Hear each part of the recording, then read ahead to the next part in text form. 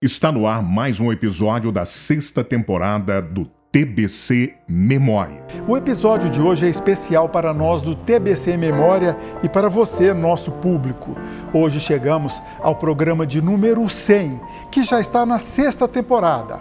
E para marcar a data, vamos contar sobre a vida e obra de uma pessoa que, através de suas lentes, registrou as primeiras décadas de Goiânia. O pioneiro do fotojornalismo na capital, Hélio de Oliveira. Ele que começou sua carreira nos anos de 1950 e só parou no início deste século. E para falar sobre a vida e obra de Hélio de Oliveira, convidamos o detentor dos direitos autorais e curador de seu acervo, o fotógrafo Hélio de Oliveira Júnior. Ele que desde a infância acompanha o trabalho do pai.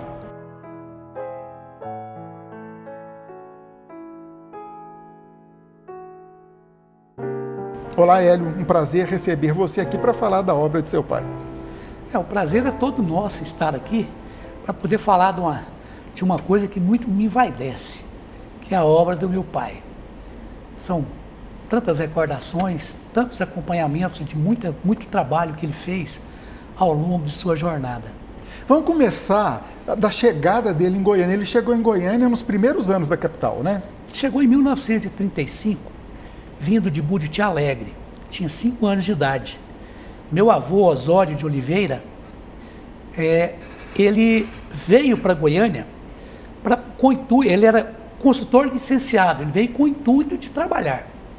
Como de fato fez, construiu várias casas em Goiânia, para famílias ilustres que estavam mudando da antiga capital do estado para Goiânia.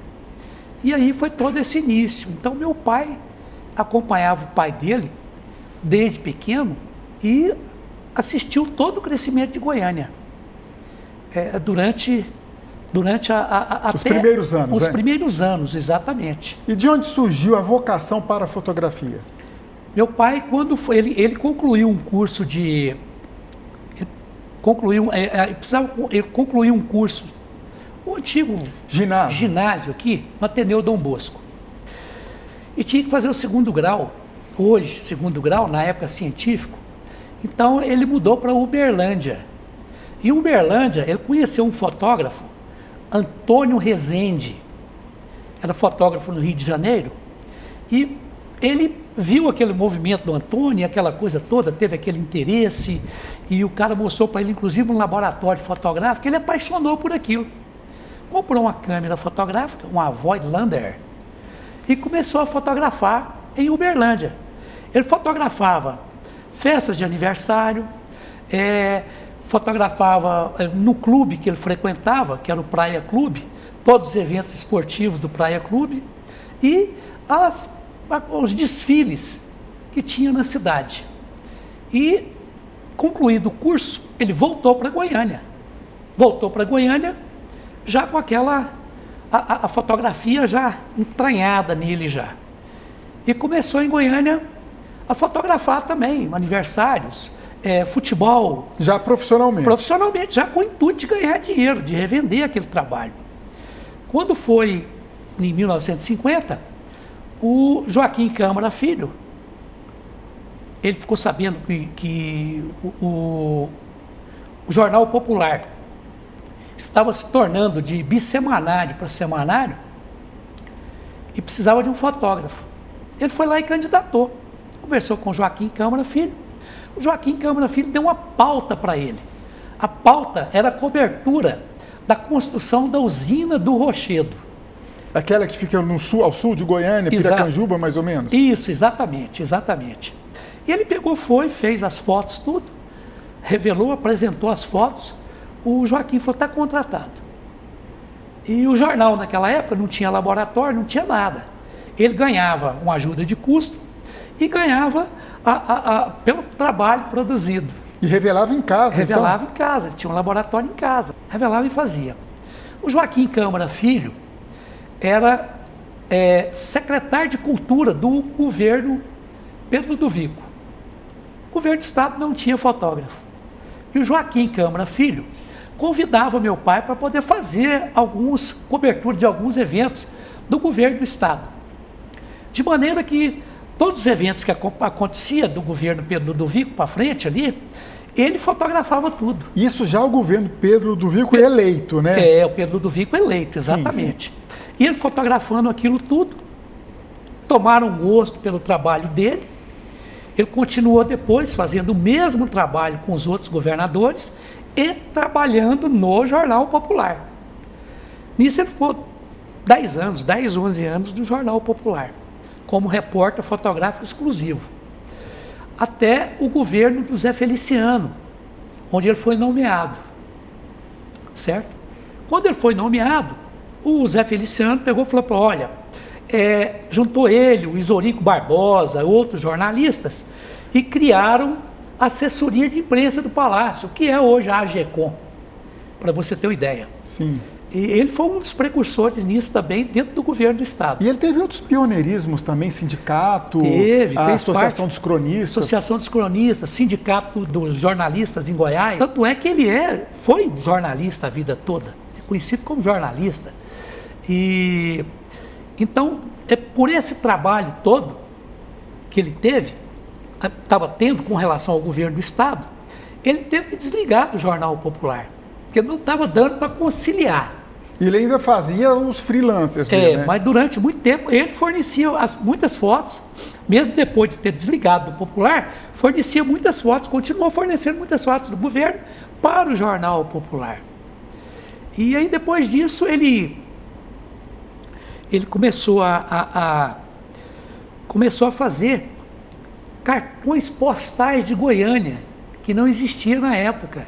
Olha que outro ele viu essa pioneirismo oportunidade, o outro pioneirismo. Ele fazia esses cartões postais com essas fotos que ele tirava de vistas de Goiânia.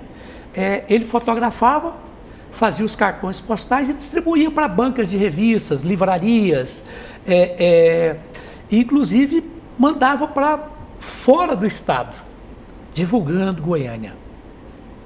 E ele tinha consciência da importância do trabalho dele para a memória da cidade, não tinha? Ele só foi ter essa consciência bem mais tarde. Depois que avolumou? Depois que avolumou, depois que ele viu que muita gente já não tinha mais acervo em Goiânia, que isso aí já estava escasso, e que o pessoal procurava muito ele para poder fornecer essas fotos históricas de Goiânia. Quando foi em 1975, eu tive aquele clique com relação ao acervo. O Ras Gonçalves, que era diretor do Museu Zoroastro Arteaga, me chamou até lá para poder me mostrar uma coisa que tinha acontecido lá. Existia uma goteira no telhado, e essa goteira filtrou muita água, caiu muita água, em várias caixas com negativos que tinham vindo da assessoria de imprensa do Palácio para o museu. E não tinha recurso na época, perdeu tudo. Quando eu vi aquilo, eu cheguei à tarde, meu pai chegou, eu contei aquilo para ele, falei, eu não vou querer que aconteça isso com o acervo do meu pai. Aí me deu aquele clique de começar a catalogar o acervo. Comprei vários envelopes, mandei fazer os envelopes com o nome dele, e ele passou a catalogar alguns negativos daquele para mim. Que já era para mim, não era nem para ele. Sim. E ele começou a catalogar isso. Aí quando foi em 96, com o advento do Windows, eu fiz o primeiro curso de Photoshop no Senac. Você estava sempre pensando adiante, sempre pensando em preservar, porque tinha que preservar. Eu não podia deixar do jeito que estava. Aí expliquei para ele como é que era, os computadores. Na época não tinha os scanners, mas não tinha scanner de negativo ainda. Ele revelava as fotos, eu escaneava e passava e guardava. Escaneava no papel. Escaneava no papel. E eu guardava tudo em disquete de 1,44 megas. Disquetinho. Para os mais jovens, um negócio desse tamanho. Você já imaginou o tanto de disquete que eu amealhei, né? Porque a memória pilhas era e pilhas, pequena, só né? cabia uma foto. Cabia uma foto, no máximo 2 fotos.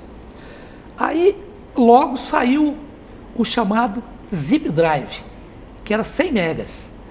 Era um disquete maior, compramos o Zip Drive, eu passei a escanear nessa modalidade. Aí depois do Zip veio o CD, 740 megas, já era uma evolução nossa. E para conseguir isso era uma dificuldade, porque era muito caro, era novidade. Nós tínhamos que comprar esse equipamento do Paraguai para poder comprar mais barato. Ele ia lá e comprava isso, trazia, para eu continuar fazendo esse trabalho. Fui catalogando aquilo, às vezes ficava o dia todo, até ele falava para mim, não, chega por hoje você já trabalhou demais, vai descansar, amanhã cedo você volta, amanhã cedo você continua. E ele sentado ao meu lado, explicando para mim o que era aquilo. Identificando as pessoas, os locais. Identificando pessoas, locais. Agora, é um acervo muito grande. Quantas fotos? São mais de 100 mil fotos.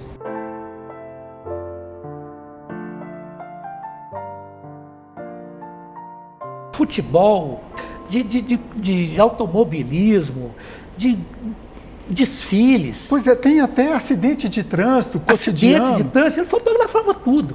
Ele, se ele soubesse que tinha uma disputa de cuspe à distância, ele ia lá fotografar, certo? Até fotografia de rinha de galo, para você ter uma ideia. Ele fotografava tudo.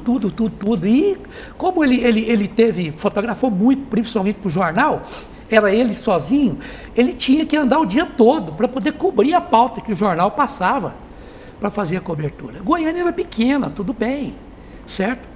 Não era tão impossível de fazer isso. Mas era muito serviço para uma pessoa só. Mas era muito serviço para uma pessoa só. Tanto é que ele foi até certo ponto um pouco ausente de casa. Pois é, como que era isso Porque em casa? Sua mãe saía, dava rapaz. bronca, vocês sentiam falta? Mas não tinha jeito, era o trabalho dele, não tinha como.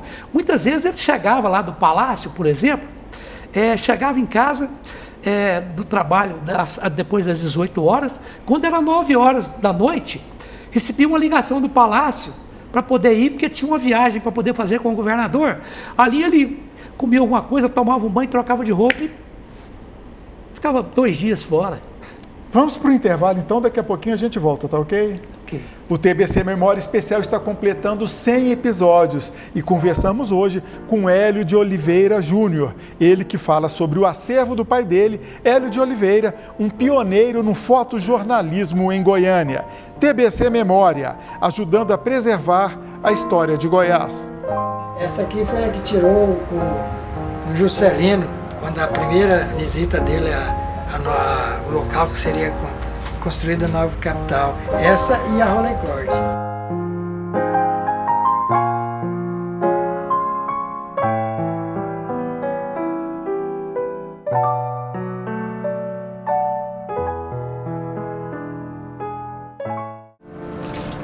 O mais interessante de tudo não é bater a foto só, fazer a foto em si. É entrar no laboratório, revelar o filme e revelar as fotografias. O bom da fotografia, o mais interessante que eu gostava mais foi isso.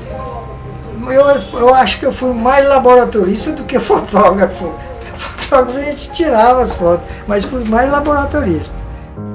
O TBC Memória chega ao episódio de número 100 e, para marcar o feito, estamos conversando com Hélio de Oliveira Júnior, ele que cuida do acervo do pai, Hélio de Oliveira, pioneiro no fotojornalismo em Goiânia. Hélio, das fotos que seu pai fez, quais que ele mais gostava? De tantas fotos, dá para fazer uma seleção? Quais foram mais difíceis de fazer? Uma que marcou muito ele foram as fotos da queda do Mauro Borges. No dia da queda do governo Mauro Borges, ele estava fazendo umas fotografias do Frei Nazareno Confalone pintando os murais na igreja São Judas Tadeu, no setor Coimbra, quando ele ouviu o barulho dos aviões dando os rasantes sobre Goiânia. Ele viu aquilo, despediu do Frei e foi para a Praça Cívica. Chegando na Praça Cívica, eles proibiram a entrada dele no palácio. Disse que ele não podia entrar. Aí depois, muito insistir, eles deixaram ele entrar. Mas antes disso, ele fez as fotos dos aviões sobrevoando Goiânia. E aquela foto, ele falou, olha, esse dia eu fiquei preocupado, certo? E muito triste com o que estava acontecendo também, porque ele era um tanto quanto ligado ao Mauro Borges. E eles tinham muita proximidade, além do aspecto profissional? Tinha, porque ele acompanhava em tudo, era o fotógrafo do cara 24 horas praticamente, você entendeu? fizeram muitas viagens juntas, inclusive para diversos locais do Brasil. E o que acontece? Outra foto é a foto da visita do JK, onde seria construído Brasília. O Eliezer Pena, que era o chefe de redação do Jornal Popular, chamou ele um dia, à tarde, falou: Hélio, vamos fazer um furo jornalístico. Vamos fazer a cobertura da chegada do governador, do presidente da República, JK, no sítio onde será construído Brasília. Nós vamos sair às 7h30 da noite. Meu pai falou: tudo bem. Pegou o equipamento dele e rumaram para Brasília. Chegaram em Brasília, era quase 11 horas da manhã. Nesse local, onde é o Cruzeiro hoje, ali atrás do Memorial JK. Sim, na esplanada acima da esplanada dos ministérios. Para você ver a dificuldade que era para poder chegar lá. Tinha uma pista improvisada que o Bernardo Sayão havia aberto para a chegada do C-47, transportando o presidente e o seu gabinete todo que veio também. Só para visualizar, principalmente para os mais jovens, no meio do cerradão mesmo. No meio do nada, não tinha nada. Tinha 2 ranchos de palha, aqueles ranchos de madeira. Esse dia foi dia 2 de outubro de 1956. Aí, quando o avião pousou, ele ficou a postos, né, para ver a porta abrir. Quando a porta abriu, o Juscelino apareceu e falou: "Uai, até aqui já tem repórter? De onde você é?" Meu pai falou: "Sou de Goiânia." Aí ele virou para o meu pai e falou: "Então capricha, você vai fotografar o presidente dando os primeiros passos da capital federal." Meu pai olhou para um lado, olhou para o outro e falou: "Esse cara até é doido, chamar isso aqui de capital federal, um fim de mundo desse."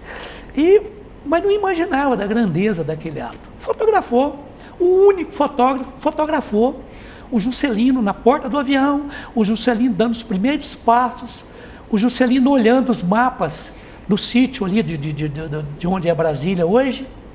40 minutos depois chegou outro avião com a equipe de repórteres do eixo Rio-São Paulo. Aí ele sentiu um pouco da grandeza da coisa, a quantidade de fotógrafos, cinegrafistas, aquele batalhão todo para poder acompanhar aquele momento. E como ele já tinha feito aquelas fotos, então tem várias fotos que ele aparece junto com a turma do JK de lado. Sim. Porque ele já tinha feito as fotos que ele queria do JK. E me diga uma coisa, você falou pessoal de imprensa, pessoal de fora, o trabalho dele ultrapassou as fronteiras do Rio Paranaíba, era conhecido fora de Goiás? Foi conhecido. Eu vou te citar um exemplo, até a família não gosta que fala, o crime da família Mateucci, na rua 74. Que virou o livro do Miguel Jorge. Teve algumas fotos, algumas fotos da época, não fotos tão comprometedoras, foi meu pai quem arrumou para eles. Então teve, por exemplo, a queda do avião onde morreu o filho do Dr. Pedro, em Palmeiras. Também essas fotos também para a revista Cruzeiro.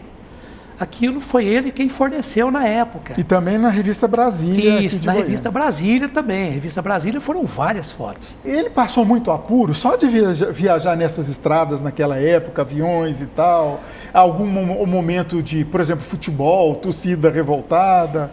Ele passou vários apertos. Inclusive com o avião, com o governo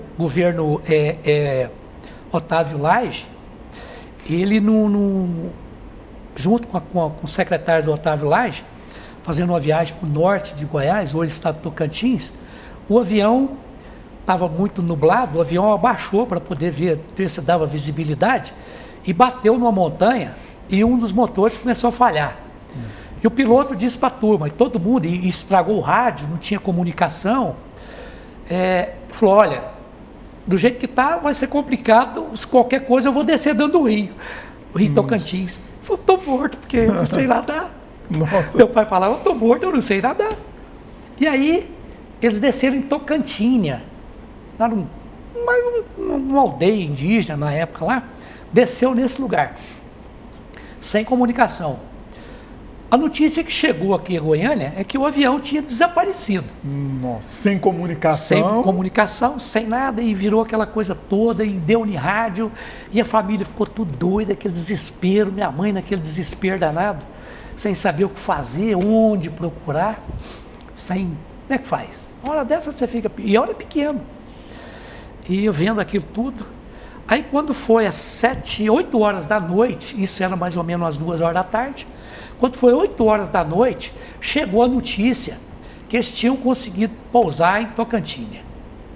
E providenciou carros do governo do estado, que foram lá perto, né, que disponibilizaram para trazer toda essa turma para Goiânia. Nossa, que susto. Agora avião pequeno capotar, esses foram vários.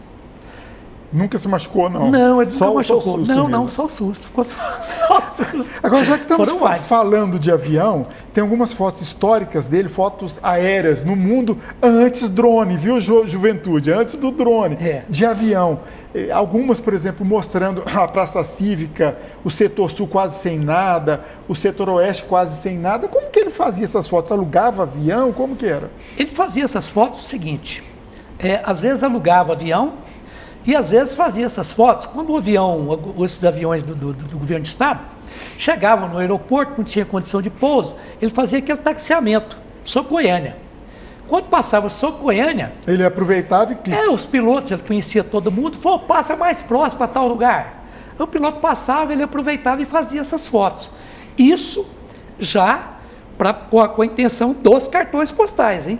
Diga-se de passagem, né? Que eram... visionário, falei, aproveitava o embalo. Vários desses voos que ele fez, voo panorâmico sobre Goiânia, eu estava com ele, eu não perdia um, caramba. Poxa, uma oportunidade dessa não tinha como, naquela época era Agora, o né?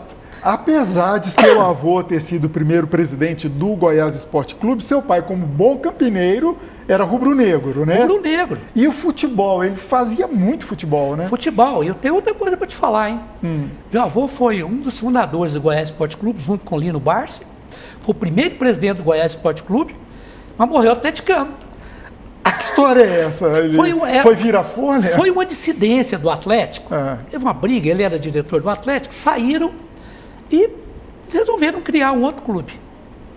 E depois voltaram as boas e ele voltou para o Atlético. E por isso que seu pai não virou Esmeraldino, então. Essa volta... Exatamente. E uma ligação com a Campininha, né? Pois é, e ele fez muito futebol, ele acompanhou muito a história do futebol no Estádio Olímpico, no Antônio Ascioli. O maior acervo fotográfico histórico sobre futebol em Goiás, nós temos. São muitas fotos interessantes sobre futebol. Ele fotografou até pouco depois da inauguração do Serra Dourada. Fotografava tudo. Interessante falar, eu tinha 10 anos de idade, 9, 10 anos de idade, ele tirava as fotografias dos times de futebol em Goiânia, olha o pioneirismo, e fazia as fotos, e virou para mim e falou assim, eu quero que você vai na torcida, ver se alguém compra essas fotos. E eu com essas fotografias de time, e vendia foto pra caramba. O último assunto que eu quero trabalhar com você aqui, ainda com o tempo, é o seguinte, além da preservação do acervo, que você contou no outro bloco, teve o trabalho de alguns documentários que seu pai participou e também, além de outras coisas, esse trabalho aqui, Goiânia, que eu vi nascer, né, que são 2 exemplares, anos 50, 60 e 70. Obras maravilhosas. Fala um pouquinho disso aqui pra gente. O volume 3 está prontinho para poder ir para a gráfica. Notícia. Só vistas aéreas de Goiânia. Sim. Certo? De qual período? Década de 50, 60, 70. Quando eu tive a ideia de fazer os livros, eu falei para ele, você está sonhando, você está doido, rapaz. É caro demais para fazer isso e tal e coisa. Eu falei, não, pai, eu vou fazer. Nós vamos fazer, pai. E fui atrás de projeto cultural para poder fazer os livros. Idealizei o projeto gráfico do livro, como eu queria que fosse. Ele aprovou. Sentei com ele, escolhi as fotos, tudo, você entendeu? Ele falou, mas eu não sou escritor, cara. Eu falei, pai... O trabalho do senhor fala mais que 1000 palavras. Já dizia o provérbio Já chinês. dizia, Aí ele... Pronto. você está sonhando. Aí eu fiz o volume 1. Fiz o volume 1, quando ele viu o primeiro volume impresso, ele ficou doido. Ele falou, nossa, rapaz. Eu falei, pois é, pai, tá aí, ó. Vamos lançar. Vamos ver se lança lá no Salão Nobre do Palácio do Governo. Ele falou, não, agora você ficou doido mesmo. Agora eu sei que você está doido de vez. Como é que nós vamos fazer? Fui lá, conversei com o secretário de Cultura, aquela coisa toda, e foi concedido para poder fazer o lançamento do livro. Primeiro volume, segundo volume, foram feitos lá no Palácio. Então, aquilo para ele foi uma apoteose, né? Foi premiar todo o trabalho dele. E um trabalho de belíssima qualidade. Pois ele toda a vida foi muito humilde. Você chegou a conhecer ele, conversou muito com ele, era muito amigo do seu pai. Sim. Frequentava, às vezes, sua casa. Então, é o seguinte, eu falei, poxa, tem que fazer, não tem como. E depois foi um filme. O Raimundo Alves foi lá para poder olhar umas Raimundo, fotos. a gente conhece, um grande cineasta. Ele pegou e olhou aquelas fotos e falou, Elinho, o trabalho do seu pai é um filme, vamos fazer um filme? Eu falei, vamos. Foi mesmo. Posso correr atrás? Você autoriza? Autorizo. Aí, cheguei lá, falei com meu pai, falei, pai, eu estou pensando em fazer um livro assim, o que o senhor acha? Ele falou, não. Você está endoidando, né? Não tem lógica uma coisa dela. Comigo, um filme comigo? Eu falei, pai. Só falando da vida profissional do senhor.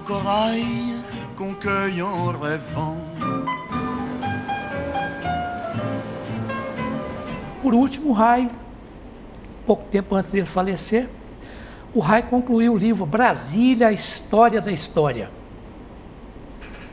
Um filme fantástico também dele, ele falando do contexto histórico de Brasília, com várias entrevistas, com várias outras pessoas, e usando o trabalho dele como pano de fundo, e a entrevista dele, ele falando dessa história que eu contei para vocês, sobre Brasília. Foi muito gratificante. Nosso tempo acabou, né? Falando aí até na intimidade, Elinho, né? A gente se conhece há muito tempo, né? No final a gente acabou entrando nessa proximidade. Mas, Elinho, parabéns por você preservar, tá, o trabalho do seu pai, que é preservar a memória também da nossa cidade. Muito obrigado, e eu quero dizer que esse acervo, eu criei o Instituto Cultural Hélio de Oliveira. Por quê? Porque outras obras virão. Não adianta eu falar que eu tenho um acervo de 100 mil fotos e ficar em casa. E ficar guardado em casa, só para mim. Isso eu acho que eu tenho que colocar isso de alguma maneira para a coletividade tomar conhecimento disso. Porque tem muita gente que ama Goiânia, deixando o bairrismo de lado, ama Goiânia e ama a fotografia também. Isso é muito importante. Com certeza. Muito obrigado mais uma vez. Estamos à disposição. TBC Memória, ajudando a preservar a história de Goiás.